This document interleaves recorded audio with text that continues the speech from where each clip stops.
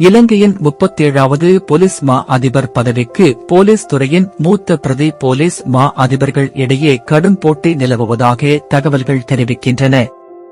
முன்னாள் போலீஸ் மா அதிபர் தேசபந்து தென்னக்கோனை போலீஸ் மா அதிபர் பதவியில் இருந்து நீக்க நாடாளுமன்றத்தில் நம்பிக்கையில்லா பிரேரணை கொண்டுவரப்பட்டதை அடுத்து இந்த நிலைமை உருவாகியுள்ளது.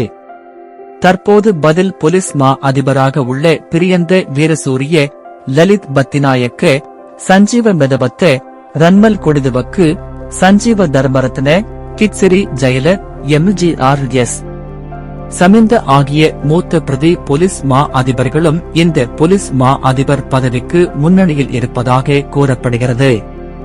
இந்நிலையில் தற்போது பதில் போலீஸ் மா அதிபராக உள்ளவர் பணியில் இருந்து ஓய்வு பெறுவதற்கு இன்னும் சிறிது காலமே உள்ளது.